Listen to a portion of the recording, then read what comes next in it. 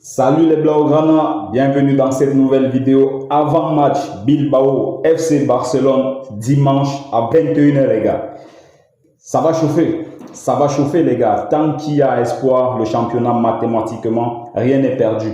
Il ne faut pas lâcher le Real. Franchement, 8 points déjà, c'est déjà assez énorme. Donc, demain, il faut absolument gagner en espérant, n'est-ce pas, que le Real fasse quelques faux pas. Bilbao est une équipe que je déteste, les gars. Je déteste jouer cette équipe-là. On a vu comment ils ont malmené l'Atlético Madrid en Coupe du Roi. Et c'est le même Bilbao aussi qu'on doit jouer dimanche. Mais vraiment, j'ai confiance. J'ai confiance en nos gars. J'ai confiance en cette équipe. Je vois la dynamique qui commence à s'inverser par rapport à la première partie de saison.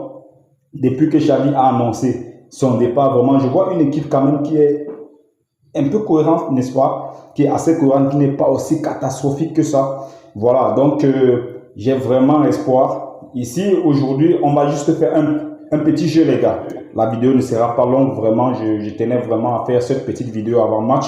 Et vous allez juste nous dire en commentaire quel serait votre 11 idéal pour ce match, pour affronter ces gars de Bilbao qui mettent autant d'intensité, les gars. Vraiment. Voilà, moi, dans mon 11, vraiment, au goal, je pense qu'il n'y a pas le choix. Il n'y a pas le choix, même comme Ter Stegen. Moi, il ne me satisfait vraiment pas. Hein. Moi, ces relances au pied commencent vraiment à m'agacer de plus en plus.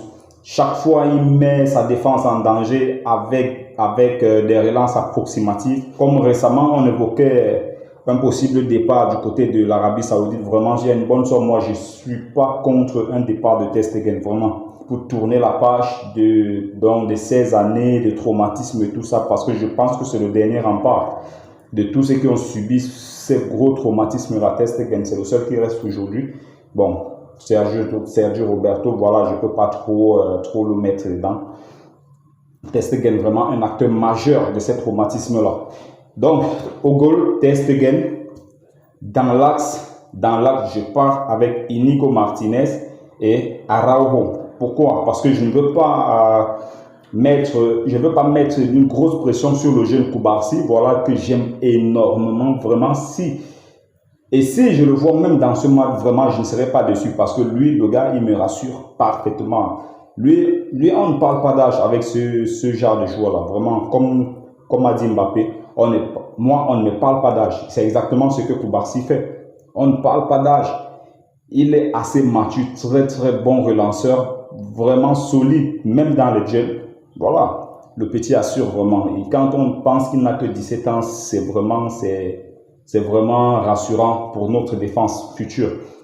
Donc, Araujo et Inigo Martinez, c'est la charnière que j'aimerais voir. Je sais qu'il y a beaucoup qui vont essayer de mettre Ronald Araujo sur le côté droit de notre défense pour essayer de contrer le jeune Nico Williams, mais chez moi, ce n'est pas le cas. Moi, je pars avec Inigo et Araujo dans l'axe et je laisse Koundé qui est beaucoup plus propre sur le côté, qui peut également apporter ce surnombre-là sur le côté. Moi, je pars avec cette défense-là. Et à gauche, je mets Cancelo, voilà, classique, comme ces derniers temps, à l'exception du petit Cubarsí, que je vais mettre Inigo Martinez par rapport à l'expérience de ce genre de match. Voilà, au milieu de terrain, je vais tout simplement aller avec un double pivot, Frenkie de Jong et Christensen. Voilà, parce que je pense que Christensen sera très très important dans ce match.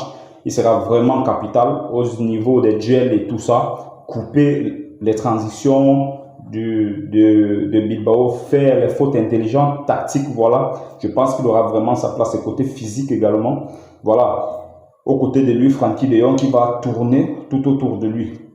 Et devant, je pars avec Gundogan, juste en numéro 10. Gundogan en numéro 10. À gauche, je pars avec Joao Félix. Parce que j'estime que Pedri, c'est pas trop son côté, bien sûr.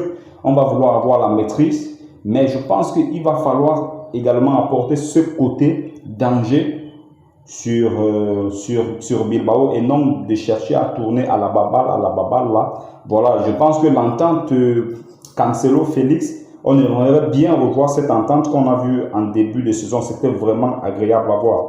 Je pense que dans ce match, il faut également repartir avec ce duo-là, ce duo portugais sur le côté pour essayer de faire mal à ce Bilbao-là. Sur le côté droit, je ne sais pas. Vraiment, sur le côté droit, je suis un peu mitigé. Je suis mitigé. Il y en a qui vont parler direct comme ça de Lamine Yamal. Bon, je sais qu'il est très percutant, c'est notre meilleur ailier pour moi, sans aucun doute. Mais sauf que dans ce match, on a également besoin d'intensité. D'intensité, et c'est là où pour le moment, il n'a que 16 piges. Le petit Yamal, il n'est pas encore assez prêt pour ce genre d'intensité. Je pense qu'il ne met pas assez d'intensité dans ce match, mais très bon percuteur. Et lui, je peux le voir beaucoup plus intéressant en deuxième partie de ce match, lorsque peut-être Rafinha aura déjà un peu accéléré sur ce côté, et on me met Lamine Yamal qui va venir vraiment, qui va trouver des brèches en deuxième partie, tout simplement avec Rafinha. Et en attaque, Robert Lewandowski, voilà, notre dinosaure. On ne peut pas l'enlever pour le moment, voilà, il a sa place. Il a sa place et j'espère vraiment qu'en deuxième mi-temps, si Bilbao essaye de nous jouer comme ils l'ont fait en Coupe du Roi avec nous, c'est-à-dire nous mettre une grosse intensité, nous mettre une grosse pression devant, je pense qu'en deuxième mi-temps, même vers la 70e minute, comme ça, il va falloir mettre le jeune Vitor Roque pour essayer de prendre les espaces derrière le dos de la défense. Parce que tactiquement, je pense quand même que Ernesto Valverde, c'est pas n'importe qui. Tactiquement, il est très bon, ce coach, qui est déjà passé par notre club. Voilà les gars, voici, ça c'est mon 11 idéal. Et pour mon prono, vraiment je vois un match assez compliqué quand même comme match. Mais je mettrai une petite pièce sur le 2-1 du FC Barcelone. Voilà, je partirai sur un score, une revanche du FC Barcelone sur un score de 2-1. Donc un but de Lewandowski et un but d'Ilkay Gundogan. Voici mes buteurs de ce match. Dites-moi ce que vous en pensez en commentaire les gars, et d'ici là, prenez soin de vous. Ciao.